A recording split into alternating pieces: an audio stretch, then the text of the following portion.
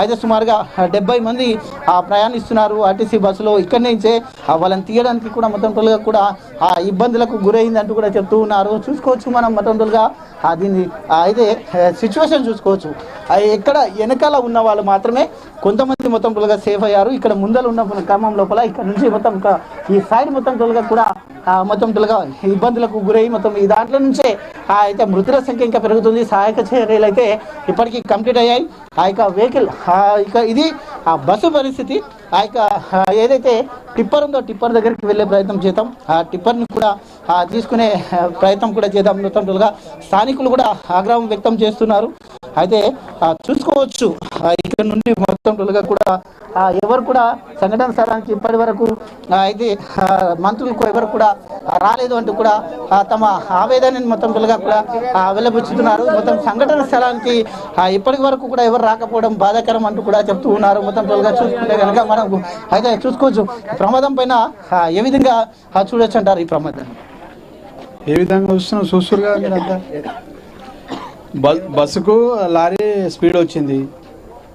ఏకదమ్న వాడు కట్టుకొట్టినాక బస్సు మీద కంకర వెళ్ళిపోయింది. అందులో ఎంత 26-27 మంది చనిపోయారు, 25 మంది చనిపోయారు.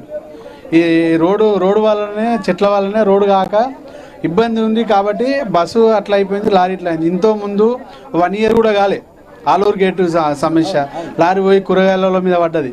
పడి ఏం చేసింది, ఆడ 8-9 మంది చనిపోయారు. ఆ లోపల మన చెవెల ఆర్డీఓ గారు ఒక 1 మంత్ 2 మంత్స్లో వర్క్ స్టార్ట్ అవుతుంది, చెట్లను తీసేస్తాము, వర్క్ స్టార్ట్ అవుతుంది, మీరు ఎవరు కూడా ధర్నా చేయదు ఏం చేయదు అని చెప్పేసింది రైతులకు. ఇప్పుడున్న సమయంలో రోజుకో రైతు కూడా చాలా బాధాకరం ఉంది. రోజు బైక్ మీద కానీ చెల్లకాడు కోనికి కూడా భయం అవుతుంది, చాలా ఇబ్బంది ఉన్నారు, చనిపోతున్నారు.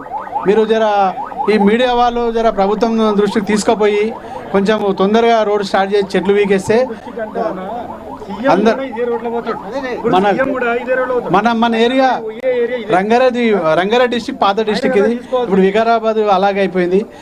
మన వికారాబాద్ డిస్టిక్ రంగారెడ్డి డిస్టిక్ ఒకటే ఉండే కాబట్టి ఇప్పుడు మంత్రి ఉన్నాడు ప్రసాద్ కుమార్ గారు, తొందరగా యాక్షన్ తీసుకుంటే బాగుంటుంది. పాత జిల్లా కాబట్టి రేవంత్ రెడ్డి కూడా ముఖ్యమంత్రి కాబట్టి ఆయన కూడా కొంచెం దృష్టి తీసుకొని శ్రద్ధతోటి రోడ్డు స్టార్ట్ చేయాలని మనవి చేస్తున్నాం. నేను ఈ జిల్లాకి చెందిన వ్యక్తినే. నేను ఇక్కడి నుంచే ప్రయాణం చేస్తాను. నాది తాండూరు ప్రాంతమే. నేను ఇప్పుడు హైదరాబాద్లో చేస్తున్నట్టుగా అండి చిన్నప్పటి నుండి కూడా చూస్తున్నాను. ఎందుకు నోచుకుంటలేదు ఈ రోడ్డు? మెయిన్గా కారణం ఇది కేసులు ఉన్నాయంటున్నారు. పొన్నం ప్రభాకర్తో కూడా మాట్లాడడం జరిగింది. కొన్ని కేసులు ఉన్నాయంటూ కూడా చెప్తున్నారు. మరి ఏంది ఇదే రూట్లో ఇప్పుడు వికారాబాద్ జిల్లాకు చెందినటువంటి సీఎం ఎక్కడ ఉన్నాడు?